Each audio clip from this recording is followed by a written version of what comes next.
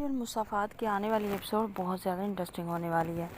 آنے والی ایپیسوڈ میں آپ دیکھنے والے ہیں کہ اب جو ہوتی ہے نہید بیگم، جب ماہم کو لے کر دانیال گھر نہیں آتا تو نہید بیگم پوچھتی ہے کہ ماہم کو گھر کیوں نہیں لے کر آئے، تو دانیال کہتا ہے کہ اس کا ٹانکا جو ہے ہمیشہ سے میں نے کاٹ دیا ہے۔ نہید بیگم کہتی ہے کہ ایسا بھی کیا کاٹ دیا ہے آپ نے، بتاؤ تو صحیح۔ نہید بیگم پریشان ہو جاتی ہے اور کہتی ہے کہ بازل کو تو لیتے آتے، بازل کے سوا میرا ایک منٹ نہیں پڑتا، یہ تم کیا کہہ رہے ہو۔ دانیال کہتا ہے کہ امی اب اس گھر میں ماہم کبھی بھی نہیں آئے گی۔ اب جو ہوتی ہے نہید بیگم وہ پوچھتی ہے کہ کیوں نہیں آئے گی، تو جو دانیال ہوتا ہے وہ ساری بات بتا دیتا ہے کہ آپ کو نہیں پتہ، یہ جو رمشا کی طبیعت خراب ہوئی ہے اس کو زہر کھلائی ہے ماہم نے، دودھ میں ملا کر۔ رمشا اتنی بھولی ہے کہ اس نے اسے دودھ لے کر پی بھی لیا۔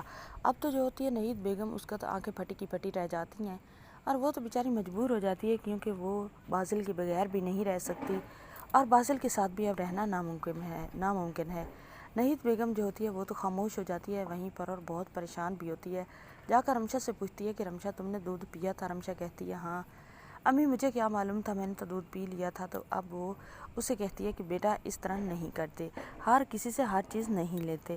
دوسری طرف آپ دیکھنے والے ہیں کہ اب ماہم جو ہے وہ تو اب نئی چال کھیلنے والی ہے۔ ماہم جو ہوگی وہ دانیال پر پراپرٹی کا کیس کر دے گی۔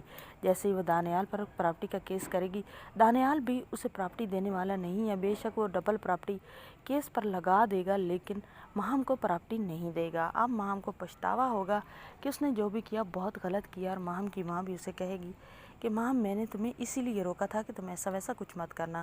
دوسری طرف آپ دیکھنے والے ہیں دانیال بھی بہت زیادہ پریشان ہوگا، کیونکہ وہ اب خود کو ہی کوس رہا ہوگا کہ اسے یہ شادی نہیں کرنی چاہیے تھی۔ اب ماہم جو ہے اسے کوئی اور طریقہ نہیں ملے گا اس گھر کو تباہ کرنے کے لیے، تو وہ جیسے ہی مناہل جاتی ہے جاب پر تو وہ راستے میں مناہل کا راستہ رکوائے گی گنڈوں کو بھیج کر، اور گنڈوں سے کہے گی کہ اس لڑکی کو تم لوگوں نے خراب کرنا ہے، اس کی خراب پکس بنانی ہیں اور ویڈیوز بنانی ہیں، اور اس کو نشہ دے کر جس طرح بھی آپ چاہو ویڈیوز بنا سکتے ہو، اور پھر یہ ویڈیوز مجھے آپ لوگوں نے سینڈ کرنی ہے اور میں اس پورے گھر کو تباہ و برباد کروں گی۔